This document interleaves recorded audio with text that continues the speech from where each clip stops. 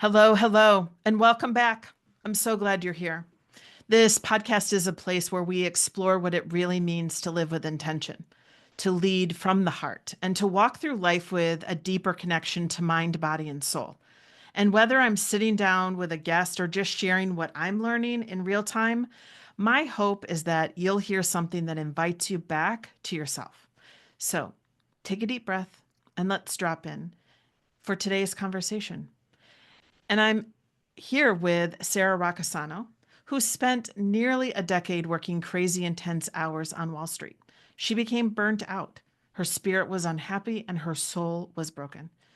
Sara craved something more fulfilling and she found it. She joins me today to talk about the pivotal moment that led her on a vastly different journey of exploration.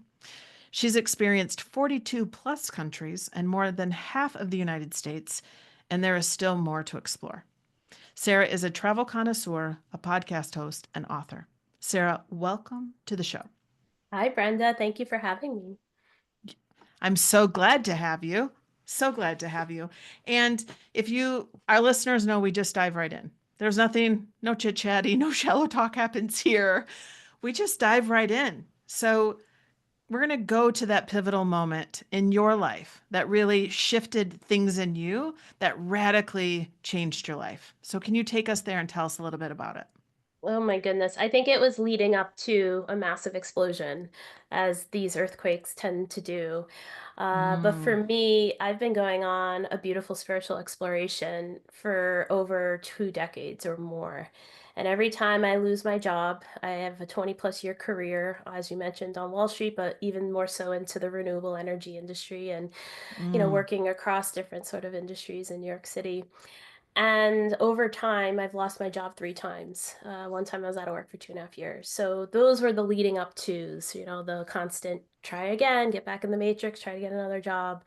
But the real kind of breaking point happened after I kind of went through a big spiritual awakening in the rainforest, which is what my first book that's coming out is going to describe and explain more. mm. But in January of 2022 was kind of that breaking point that you're asking about. It was a simple conference call. I was on, working from home in New York City in my apartment, post, I guess, the lockdowns, but we're still kind of working from home in my tiny apartment. And we had a conference call and it didn't go very well. The message was not, I think, well received. I didn't receive it very well. It was the Mm, leader of the organization didn't say some kind things, interrupted me in the presentation just to let me know that my job title was going away, which was not appropriate for the topic that we were discussing, my presentation. And so that's when, once we got off that Zoom call and I was finished with the presentation, I realized that's it, I'm out of here. I'm quitting it mm. all and I'm going to write a book. So that's kind of where now this part Wow. kicks off. So, what was the thought process? Have you had stirrings to write a book? Like, where did that come from? So I was young, very young back in the day when I gravitated towards things that were very interesting to me. In hindsight, now it makes sense, but then it was just things I did. I was writing fun books as like a 8-year old, and writing stories and looking at flags of the world and maps and everything else, collecting Mm, shells and you name it. But I went into math and science, and then I went to college for engineering, and I got my master's in an MBA in finance at one of the top universities in business. And then I went on to Wall Street and finance and other sort of disciplines. So the writing part never was something I cultivated. I went more mm, towards those STEM focuses. But the writing came during my job as an investment banker. We would do a lot of write-ups on the state of the markets and, various sectors that are their performance, whether it was municipal bonds or equity dividends or whatever was going on in terms of like market movements. And so my write-ups would go out to the top clients around the world at a top tier bank I was at. So we would do these sort of analyses as well and present to top tier decision makers in C-suite offices. So the writing had to be point on point. And so I learned how to write from a managing director. He'd take his pen and mark everything up. And that began a journey of writing unbeknownst to me. A lot of my love of travel really started to take off in my 20s when I lived in New York. And I wanted to share that love. This is me here. This is a picture there. This is what I Yeah. learned when I met this person. And so it became a travel blog in Bold Adventures. But that's Mm, where writing was happening. I would write in my travel journals on the plane on the way home, or while I was in the hotel, or even sometimes when I lived in Brooklyn, I would take the subway in and, head to my office on Park Avenue. That hour train ride, even though it was 12 miles, you're going that long, I would write. I would write what's going on in the world, the financial crisis of 2008 and other sort of things. So I've collected now many, many journals that now are the basis for my books. And I'm just so proud to now be a real writer here. yeah. Yeah. I love it. So I want to go back because you said something when you were 8, you were looking at the flags of different countries. So I'm almost going to guess your desire to travel has been in you your whole entire life. That's true.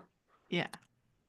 Yeah. That's true. Yeah, so when I was even younger, right, the importance of a library.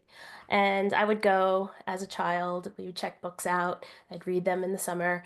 I always was part of that competition of who could read the most books, and one time I won, so that was really cool. So I would just take these back in the day in the 80s, VHS tapes, right? When we had, I think Hmm. this was even Hmm. pre-Blockbuster, if we think about it, in 1985. And so as a Yep. 5-year-old, I'm dating myself now, I would rent National Geographic Sharks and National Geographic Egypt, old ancient Egypt. So even then it was of interest to me, like Yeah. what's the world like? But I didn't Yeah. leave the country until high school. And then I started to really travel in my early 20s because I had two different friends get married in countries. One was getting married in India and another got married in Greece. And Mm. I remember one time I knocked on my managing director's door. I was like, I gotta take time off. And he goes, all right. I'm like, I'm going to a wedding. Cool. And then I said again, knocked on the door. I gotta take time off. Why? I'm going to another wedding. Cool. He goes, you need more domestic friends. So, but it was really funny because the wedding in Greece was in Santorini. They're international people, lived around the world, and they were used to flying all over. And here I was getting really nervous. I'm like, how do I fly to Greece by myself? And my friend's Mm. husband looked at me and he's like, all of the signs in the airport are in English. You're gonna be fine. Just get to the airport and find your flight when you do the transfer and the layovers. You're fine. Don't Yeah. worry. You're gonna be all right. And he Yeah. was right. And ever since then, I haven't looked back. Yeah. I love it. I do want to go back to that moment though, and that phone call and hanging up and you realized that you're going to quit and write a book. What was what were your emotions in that time? What was going on in the mind and the body? Agony. I was crying hysterically. I was in my tiny apartment in New York City in anguish, hyperventilating. No good. It was a Friday too, and I think, lots of curse words. And I just had it. I was fed up. I was fed up. And it's because, I worked in all these industries for so long. Like, there's a lot of toxic work environments, especially in the most high Yeah. stakes, high pressure sort of industries that I was in, and industries that are not open to change, don't have necessarily growth mindset, want to kind of just very conservative offices. This is how we do things. This Yeah. is, risk averse. And so I'm not like that in hindsight now that I'm getting to know who I truly am and who the authentic me I am. I'm very much a visionary, kind of growth mindset, one who wants to kind of look forward and innovate. And so it was kind of square peg round hole in hindsight. But Hmm. back then, I kind of expressed that a lot in these offices. I definitely was a very unique energy for sure. And so that always hit resistance. And resistance sometimes creates toxic work environments, not necessarily directly towards me in some cases, but more broadly too. It's tough to Yeah. work in these environments, especially also when there's lots of layoffs and people are worried and they're looking over their shoulder all the time. So I've seen a lot, and we can definitely talk about that. But Yeah. that was the emotion. It was I'm tired of this shit. Excuse my language, but that's what it was. No. I don't want to do this anymore, and I'm tired. And I was hitting those breaking points because of the coronavirus lockdowns in New York City and other sort of things Yep. that were adding up to that moment of Yep. explosion. And so I took 3 month leave of absence and I went on these adventures, which will be book number two. And once I came back, I decided that's it, I'm quitting, submitting my resignation, I'm not coming back. And then I put my apartment for sale a few months after that. So it was definitely a commitment to move forward in a new way. Well, it was definitely taking bold steps. No small steps for Sarah. They were No. bold and big, and sounds like they were beautiful too. Amidst all the inner stuff that goes along with making those big changes, right? There still can be excitement and there still can be fear and am I doing the right thing? All those things. It can be both at the same time. And it could be devoid of any sort of thought process in my case. It was just a Yeah. knee-jerk reaction, like, that's it, I'm done. I have no plan other than I'm gonna write a book. That Yeah. was it. It was just basically like I'd rather take a risk in the unknown than continuing to dwell in the known that's not working anymore. So that's really what it S- was. Which is such great awareness. So my question is, had that is that your pattern or was that something completely new for you? Well, I think I was growing toward this bold choice. Yeah. Because as I mentioned, I've been laid off a few times. So change is something that has been thrusted upon me. Mm-hmm. And I'm my only breadwinner, and I owned my own apartment, and I lived in Manhattan, right? And so I had to figure it out, right? Yeah. Yeah. And there were a lot of doors that were closed in my face. So, but we leverage everything we do in terms of like perseverance and challenge. And for me, I just knew nothing but, right? I at a young Mm. age and at young in my career, I got to do some pretty extraordinary things. So I have this mindset of let's get it done and let's be a cut above the rest. And because I've always been in those sort of circles of operation, like the top tier investment bank in the world. And, I did $30 billion of transactions over the course of my 20-year career. So I have a high standard in a good way. So for me, Yeah. let's try something new. And so that was building toward this trust in myself and in the unknown and a desire to change once and for all. So yeah, that's kind of the mindset. It's I'm gonna figure this out. I've accomplished harder things. This is a cakewalk now, right? I have no choice but Yeah. let's get it done. Yeah. Love that. So let's talk body. So, how did your body respond to this situation? How did the signs, signals, sensations, what were the things you had to pay attention within your body as you, because mindset can be one thing, but the body can also be telling us a different something. So, I'm curious about what you were noticing there. So when I hit that breaking point, the mindset was, yeah, I'm done. There wasn't much more of this like aspiration and ambition. It was just, it's done. It's very kind of, Yep. immediate. There wasn't kind of more thinking beyond that. But the body was shaking. And I took 10 days off uh, first before I took that leave of absence because I couldn't stop shaking on my couch. Mm, It was nerves, right? It was yeah. Yeah. adrenal fatigue. It was burnout. It was so much. And I finally went to the doctor, my internal medicine doctor, Mm-hmm. nearby. And she said to me, "This is the first time I've ever seen you have high blood pressure." So Mm, she effectively said, "You might have had a nervous breakdown, but we don't know. Maybe." But, signs maybe pointed to it. And I was like, I yeah. did? I don't like that. That sounds crazy. Oh, I shouldn't say that word. I mean, it sounds nerve-wracking, really, right? Yeah. And, because the only person I was aware of that happened to was Mariah Carey, and she was hospitalized for exhaustion. So, I didn't think it's not that bad, right? I'm just Right. shaking and we're cool, right? But she said, listen, I'll sign the short-term leave of absence form if you want. I'll vouch for it. So you want to take time off? Let's do it. And I said, okay.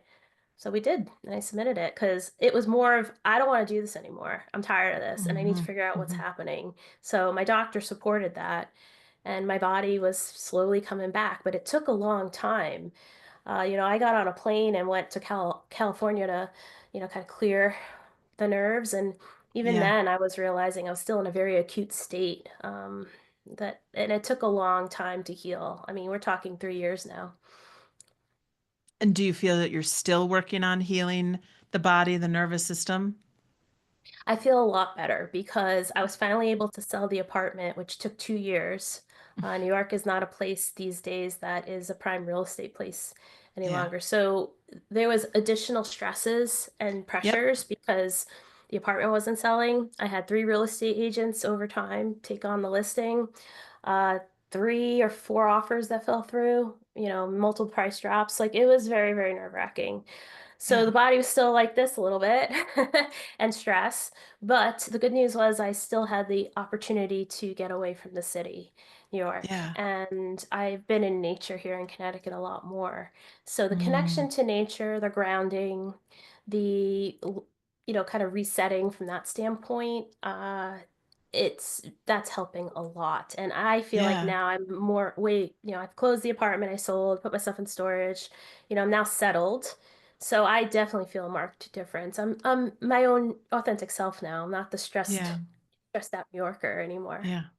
That's beautiful. And what was your soul guidance during this time? Like, what was your soul speaking to you, nudging you? What was your soul? So my soul loves me and I love it. And it is my best cheerleader and it knows Mm. to trust the process and to let things unfold. Yeah. So there's a great relationship. And it was at one point my only fan because a lot of people were like, what are you doing? How are you Yes. walking away from it all? Like you quote unquote have it all. You did it all. You've accomplished it all. Like I've done quote everything right according to society, right? Go to the best Mm. schools, get the best jobs, buy a house, be in New York City, do all this stuff. And I did, and it still wasn't working out. So what else do you Well, it want? wasn't It's not working out working. for you. Right. Right. Yeah. That's right. So I listened to the call that, Mm. and it's interesting because I want to say this part. I have all my clothes still here in the closet. And I took up another closet too, but I have all of my clothes still from my time in the office. Pants, shoes. I realized I had 100 pairs of like high heels, like I have all this stuff. I have all these old dresses. And I was trying on a dress that I'll be wearing to my cousin's wedding in the summer. And I put it on 2 nights ago. And I was just like not having a good time with this because I'm Mm. realizing that I'm a new, authentic self, transformed. Yet I'm still wearing these old clothes that were the other person in some ways. So it was almost like a Yes. weird, very lo-fi identity crisis, staring at myself in a mirror, going, what is this? Like, it's like outdated now. The whole essence is outdated. The clothes, the style, the shoes. And so, yeah, I know I'm changed and transformed. I'm my true Mm. authentic self now. I feel Mm. great. I radiate with happiness because I'm Well, you me. definitely do. You Thank you. definitely do. And I just have to say, allowing yourself to have that moment of awareness that that is the old me, that is not the new me. So it'll be interesting. Do you think you'll do some purging? Oh, I have already. Oh, clothes, Okay. yeah, probably. Yeah. I need to figure out like what my new aesthetic's gonna be. Yeah. But you see I'm wearing a yoga shirt now, which is amazing. We talked about this before, but it was peeking through in those sort of old times too, because I Yeah. was wearing, fun patterns and a little bit different from the conservative look and feel in the office. But even this shirt, I would pair it with like a nice tailored black blazer and then show up Hmm. to the office with it. So there were Style hints. is still coming through it. Yes. Yeah, there was still rebellion going on. Like I paired it with some heels and like a black pencil skirt, and like this was my suit top. So it was there. And I used to ride an electric scooter everywhere, so that was also a little bit unique compared to the average bear over there. Yeah. Well, yeah. I won't go there. I was gonna say rattling the cage a little bit is definitely necessary and needed. Um, in corporate culture today. I keep saying, I'm just going to say it. I keep saying to some of my colleagues and my coworkers, I'm like, I'm just fascinated to see what business does because it's changing. The workers are changing. I work in food manufacturing. People don't want to work 9 to 5, 12-hour shifts. Like businesses, what are you going to do? So I'm kind of watching, what are some of the companies are doing because it's all changing. And how we did is crumbling, and how are we going to do going forward? That's the kind of stuff that fascinates me. So I'm right there with you. You are rattling the cage that need to be rattled, right? And I really honestly think those companies that, I don't know why I'm on this rant, those companies that don't move with the change or don't see it coming, you're going to be hurting. Oh, You're well, gonna be hurt- that's what they get for not having a growth mindset. And so I Yeah, agree with you because I saw this a long time ago. I saw this in 2010. I was yeah. still working as a banker. And we used to be able to recruit from the top business schools, the cream of the crop, the Harvard MBAs and whatever. And then back then, we all were realizing that we had to now go second tier, third tier schools in some cases Mm, because those students, those cream of the crop, candidates were going off to startups out in California. One was at Airbnb when they were first beginning. So uh, and then also at those times, there's lots of layoffs. I mean, now too, yeah, but then we had our own rounds of layoffs. And, when you carve out the middle, and you leave the top, the old kind of guard, and then the mm-hmm, youngest junior mm-hmm, resources that are the lowest paid on the totem pole, and you attack the middle repeatedly over and over and over yeah, again. And then you cry that your business isn't performing well. Well, that's your fault because you got rid of the future leaders and you yes, treated us yeah, like garbage, like we're just a resource and we're just, you're using and abusing our time and our energy. And yeah, our priority, it was always kind of burned in our head. Like everything comes second to the job. You pull all-nighters. The client wants something and then they told you at 9 o'clock at night, it better be done by tomorrow morning. Don't go to sleep kind of thing. And so mm, now people are putting their foot down. I mean, then I was, a little bit here and there. There was rebellion, yeah, but now it's awesome. I say keep going. I have yeah. no sympathy for senior management. I mean, and so it's your own fault. Too bad. You should have read the tea leaves because we were. Yes, yes, yes, yes. One of my favorite things that I keep saying to my colleague and my boss at work is like, you know what? I'm done with the pressure. I'm done. I just want Yeah, my little behind the scenes, keep me in my little role. I don't want the pressure because my piece is way more important. That's been my biggest, one of my biggest lessons on this journey is my piece is more important than the pressure. bravo. Yeah. So if you think about yourself since then, who would you say you've become because of it? I've become me, my own unique me, who's so proud to see what's coming. I mean, I've been working now for 3 years on my vision and really bringing it into reality. Like my book will be coming out toward the end of this year. And with that, there's going to be a rebranding of Emboldened Adventures.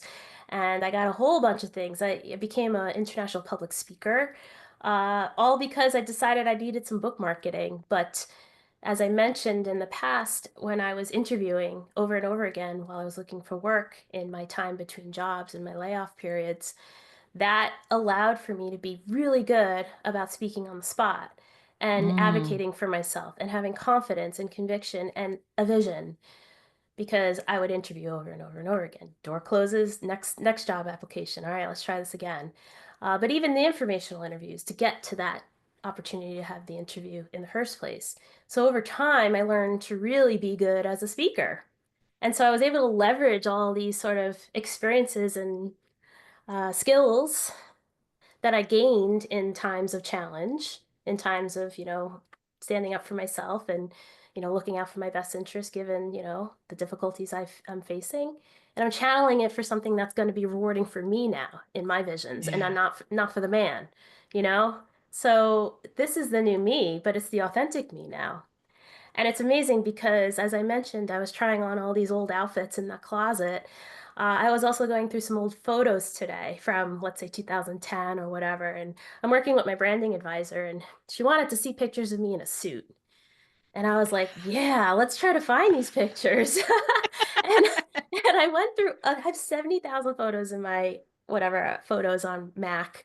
And the iPhone didn't come out till 2006. So I an analyst and associate in banking at the time when the first iPhone came out. We had BlackBerry. So we were taking selfies back then, and selfies were like odd. So we're like, why are so like all my photos I have are of travel and of me like in New York City with friends after work. So I only found maybe 20 photos in the 70,000 I went through, which tells me two things. One, that I didn't subconsciously want to be photographed with office wear.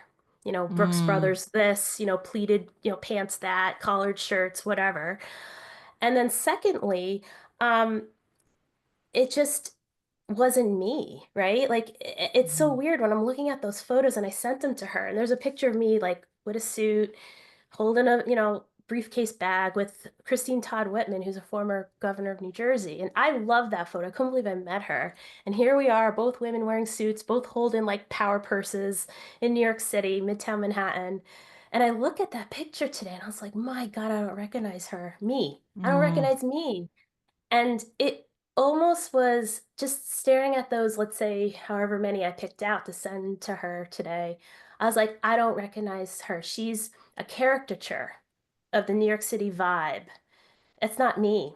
I don't wear mm. suits. I don't wear heels anymore. I don't walk around with purses. You know, I'm me. I'm just my authentic, chill Yeah, self, full of love adventure. it. Yeah. I love it. I love it. So life continues to happen.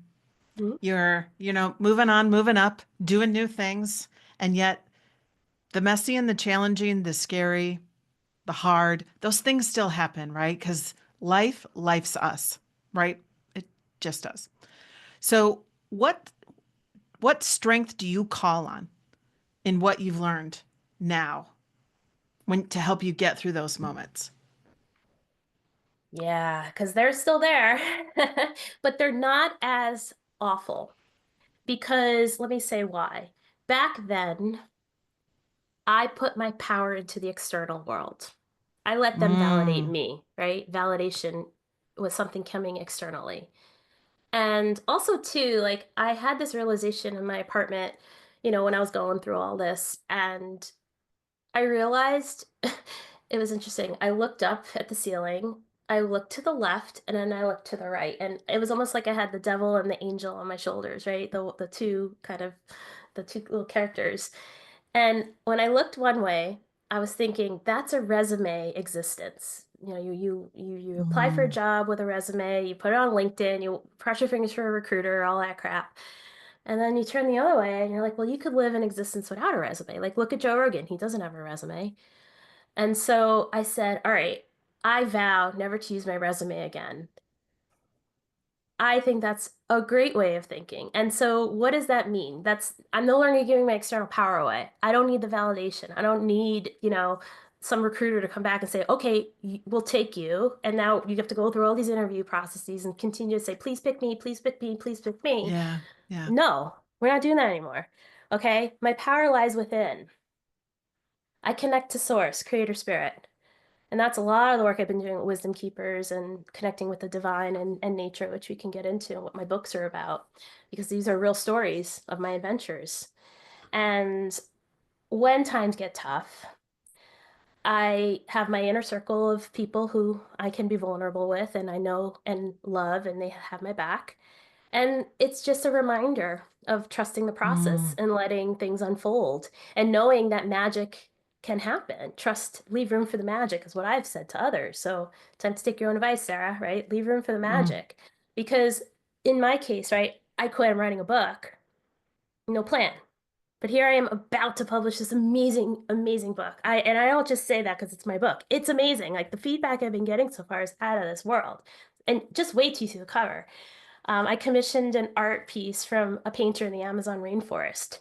mm, And the book cover artist took the artwork and now kind of used it. It's extraordinary. And I'll be meeting with the artist again in the Amazon this July. So that will be book three. But yeah, like this, all of this was not planned. It was something that I continued to let unfold. And I believe that what I'll be putting out there is something that will exceed any sort of expectations I had when I was crying my eyes out in that state of despair and pain, in January 2022, in my apartment. A lot's changed since. That apartment sold.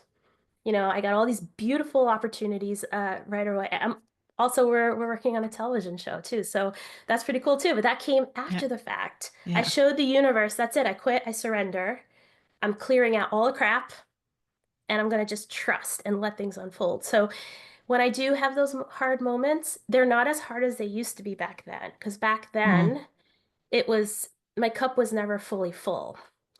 And so it Mm. was harder because I was still looking for validation in that world to say, Yeah. yeah, you're okay. Now I don't care what that world says. Oh well, Yeah. bye. Would it be true to say that you're living a life you never imagined? No, because I have imagined it. Okay. I have Tell me imagined it more. because, yeah, because I always said, like, well, first of all, I'll go backwards. My guidance counselor in high school said, you choose your major and your career path based on the question you ask yourself.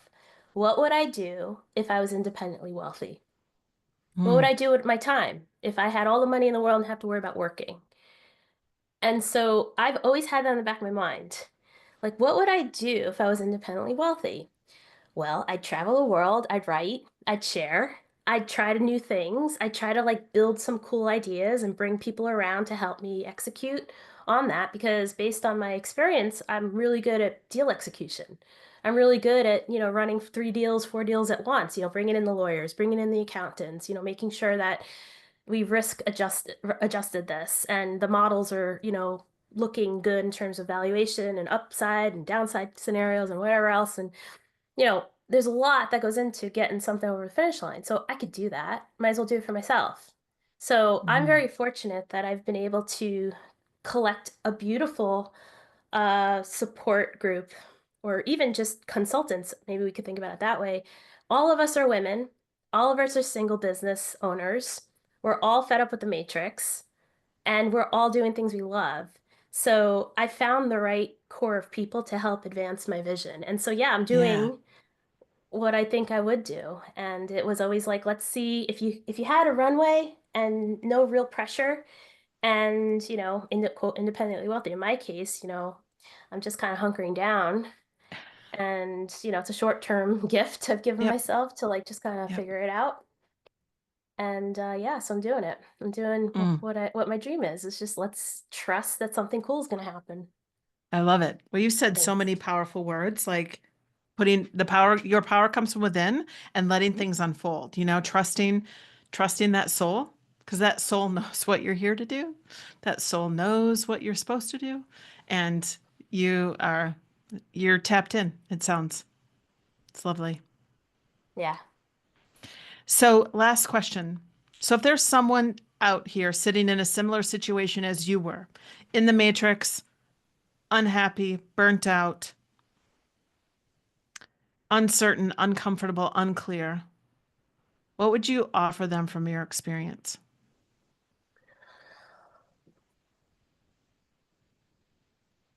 Yeah, I don't want to just say something flippant, right? Because I don't know obviously what they're going through. Yeah. Um, but I will say that this too shall pass.